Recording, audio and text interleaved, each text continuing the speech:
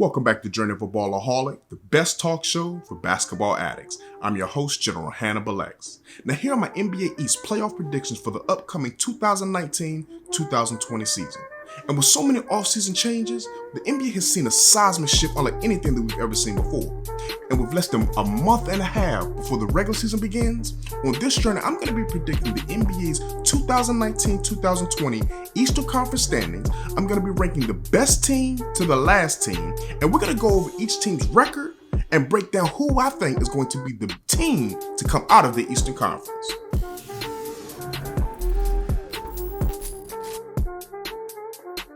Okay, before we get into the Eastern Conference standings predictions for 2019-2020, go ahead and subscribe to the channel and make sure you tap that notification bell so that you won't miss my next video where I'm predicting the NBA's 2020 Western Conference standings.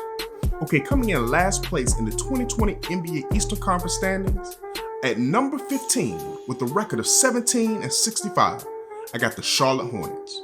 Now, the Hornets went on and replaced Kemba Walker, their all-star point guard, with Boston's backup point guard in Terry Rozier.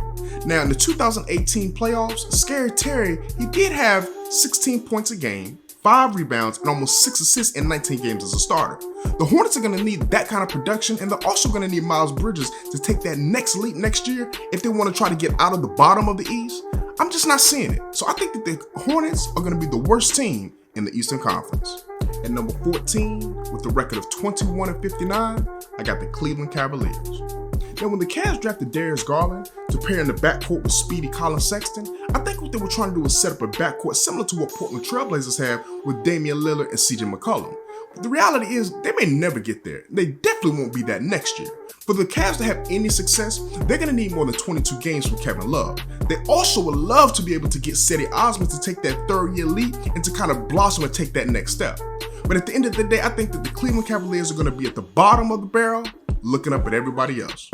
Next up at number 13, with 25 wins and 57 losses, I've got the Washington Wizards.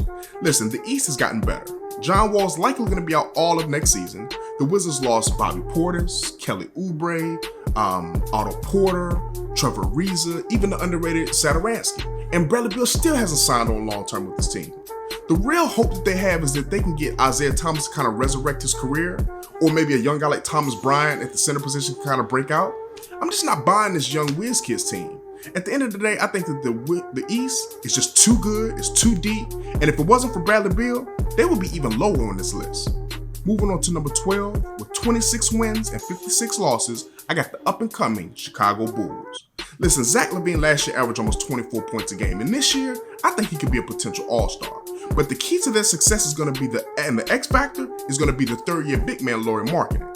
This year, he should be putting up 20-10 on a nightly basis. You add Wendell Carter Jr. to that front court and the young rookie point guard Kobe White, I think the Chicago Bulls are maybe a year, maybe two, from being a playoff contender. I like what I'm seeing with the Bulls, though. Next up in number 11, with 32 wins and 50 losses, the new-look New York Knickerbockers. Listen, when you're talking about the difference between expectations and reality, man, the Knicks couldn't have had a worse summer. They thought they were going to get every big-name free agent and ended up with none of them. But all is not lost for them. At the end of the day, they still drafted RJ Barrett, who in my opinion, I think he's going to be a potential star one day.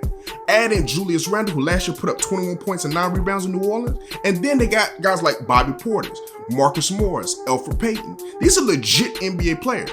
Add all of that to the young core that they have of Dennis Smith Jr., who's a baller. Add in a guy like Kevin Knox, who has potential, as well as the shot-blocking phenom in Mitchell Robinson.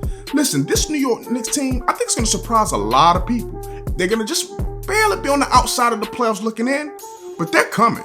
The Knicks are coming.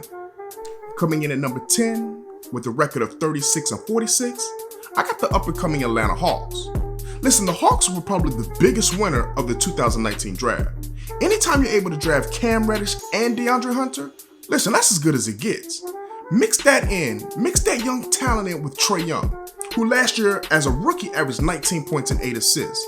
Also, third-year big man, John Collins. Last year, he put up almost 20 points and 10 rebounds. This young team right here, they're building this team like Golden State East, where they've got shooting all over, even a guy like Kevin Huerter. Listen, the Atlanta Hawks are serious. They're probably a year away from making the playoffs. But the talent is there. There's no question about the talent. The only question is, how does that young talent develop together? We gotta wait and see. But they're serious. Coming in at number 9 at 42-40, I got the Orlando Magic. Last year, Nikola Vucevic became a first-time All-Star, putting up 20 points and 12 rebounds. I mean, listen, for one of the most versatile big men to be able to play inside, outside, offensively, he's legit. And they got that core piece down there. Even a big man like Mo Bamba coming off the bench as a defensive anchor, they got the interior is taken care of. When you look at the wings, when you look at it, Aaron Gordon, Fournier, even Terrence Ross, they got the wings, they got the big men. Their question is going to be backcourt play. And this is where Markelle Fultz is supposed to fill that gap. But until he gets over whatever mental or physical issues that he's got, they're going to continue to flounder, and the East is just getting better. So even though I think that they'll have a winning record, they're going to be in the lottery this year. All right, down to the last 8. And at the 8th seed with a record of 44 wins and 38 losses, I got the Miami Heat. Now listen, the Heat added Jimmy Butler. That was a big haul. And I think it was enough to be able to push them from a lottery team with a losing record to a winning team in that 8th spot. But at the end of the day, Jimmy Butler expected, and I think the Miami Heat still expect to add another star. But until then, unless maybe they can swing a trade for maybe Chris Paul or something, this is where they are. And right now, Butler has to deal with Goran Dragic and Justice Winslow as his running mates. And to me, I think it's good enough to make the playoffs, but I think it's also only good enough to really get them swept in the first round. Moving on to the 7th seed at 45-37, I'm going with the Detroit Pistons.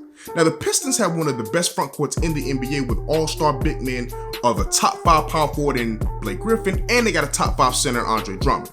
That's their strength, but their weakness has been their perimeter. I love the addition of Derrick Rose. I think he's going to kind of shore up that point guard position and give him some explosiveness at that position.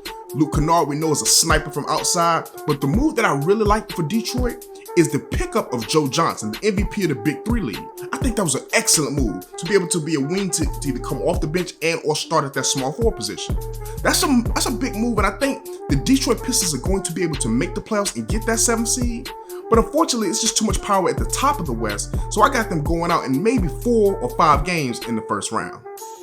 Okay, at the 6th seed with the record of 46-36, I'm going with the Brooklyn Nets. Now, granted, this obviously is based on Kevin Durant as if he's not playing next year because he's coming off that Achilles injury and you just never know. If he plays, obviously it's going to factor a little differently, but for right now, we're going to say he's not playing next year.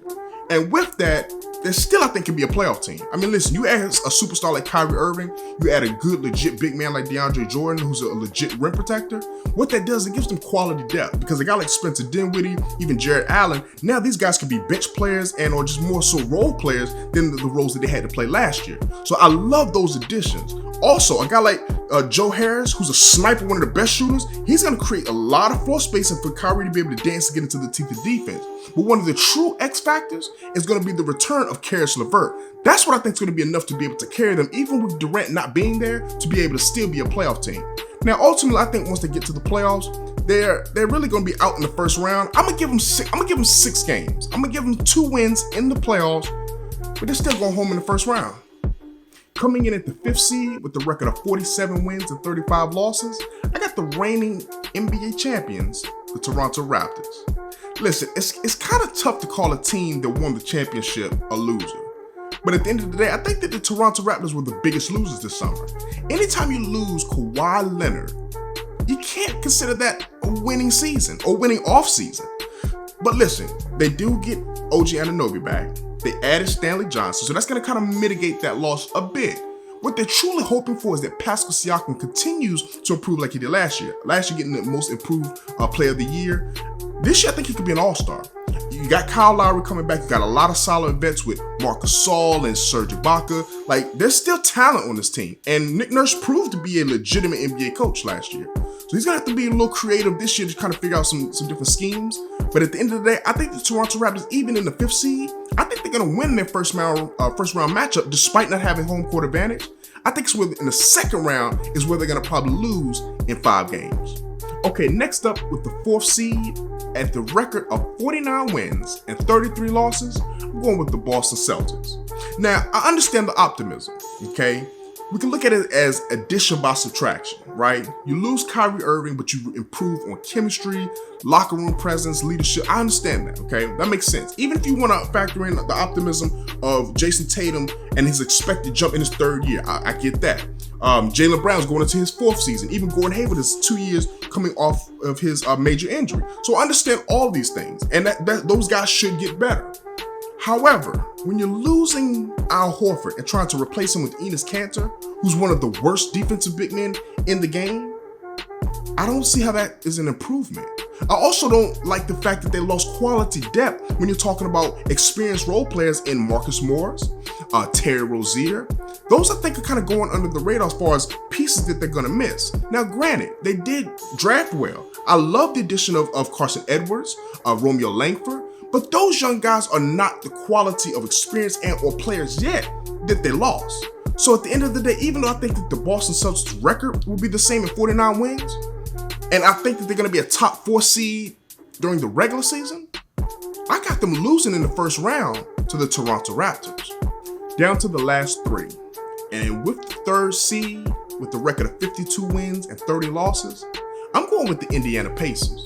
Now this may be a surprise pick to some, but just remember this. The Pacers won 48 games last year, and Victor Oladipo only played in 36. Granted, they do lose Bojan Bogdanovic, and that shooting was definitely vital to what they did last year. However, I love the addition. I love the addition of Malcolm Brogdon. Also, remember, Miles Turner led the league in shot blocking last year. He's only going to get better. So I think with that anchor there and this backcourt, which is taking another level on both ends, as Malcolm Brogdon was a 50-40-90 member, a guy who could play both offense and defense efficiently, a healthy Victor Oladipo back, I think that the Indiana Pacers are going to surprise a lot of people, and I've got them not only going to the second round, I got them making a little bit of noise. Now, granted, I don't think they're going to win that second round matchup. I think they'll lose to who I have at number 2. But they'll probably make a 6 or 7 game run before they bow out in the second round. Now, coming in at number 2 with the record of 55 wins and 27 losses, I'm going with the Philadelphia 76ers. Now, the Sixers had a really interesting year. I mean, they saw JJ Redick go to the Pelicans. They saw Jimmy Butler go to the Miami Heat. But I love the additions that they brought in. Josh Richardson, that's a solid underrated pickup. But Al Horford, that's truly the get for them this season. When you're able to, number 1, steal him from the Boston Celtics, who was one of the best guys at defending Joel Embiid, and pair him next to Joel Embiid, you now present the rest of the East with one of the best front courts in the entire game, on both ends. Remember, Al Horford can step out and hit that 15-foot mid-range. Joel Embiid can step out to the three-point line, right? Defensively, these two guys here are definitely, without a question, the best defensive front court in the Eastern Conference. And the versatility that they have around the perimeter with Ben Simmons and Josh Richardson and bringing back Tobias Harris, I think is really key. I think the Philadelphia 76ers, not only are they going to win their first round matchup, I got them steamrolling through their second round as well. And I think they're going to get to the Eastern Conference Finals, and that's where they're going to have the biggest trouble, which is going up against the number 1 seed in the Eastern bracket. But at the end of the day, I think that their biggest weakness is going to be that lack of bench. That lack of bench is going to be their biggest weakness. But this team right here is for real. Checking in at number 1 with the record of 56 wins and 26 losses, I've got the Milwaukee Bucks. And to me, as long as they have the reigning MVP, Giannis Antetokounmpo, they are a legitimate title contender. Now, last year in the playoffs, it showed us, though, that he needs some help. You've got to give him more shooting to space that floor. And I think that was one of their weaknesses, his inability to shoot, as well as the others around him. And it doesn't really help them that they lost Malcolm Brogdon and Mirotic, 2 of their best shooters, right? They tried to replace that with Wesley Matthews and even Kyle Korver, but I'm not buying it. I don't think that this year's team is going to be even as good as last year's team, and that team didn't make it to the finals. I think their matchup with the Philadelphia 76ers, which are the 2 teams that I have in the Eastern Conference Finals, as I have the Milwaukee Bucks sweeping the Miami Heat, going on to beating the Raptors in 5. And as I think that when they get to that Eastern Conference Finals, I think the size that the Philadelphia 76ers have is going to present Giannis specifically, but the rest of the Bucks a lot of problems. I mean, Ben Simmons is 6'9", 6'10". Tobias Harris 6'8", 6'9". Al Horford 6'9". Joel Embiid 7 feet. The size that Philadelphia has, as well as the defensive versatility, I think is just going to be too much for Milwaukee. So I've got the Philadelphia 76ers winning, I'm talking about a tough, hard-fought battle in 7 games over the Milwaukee Bucks and going to the finals to represent the Eastern Conference standings. All right, make sure you subscribe to the channel because the next video is going to be the NBA West playoff prediction. Make sure you hit that like button, tap that notification bell so that you can stay updated with the journey of a Ballaholic.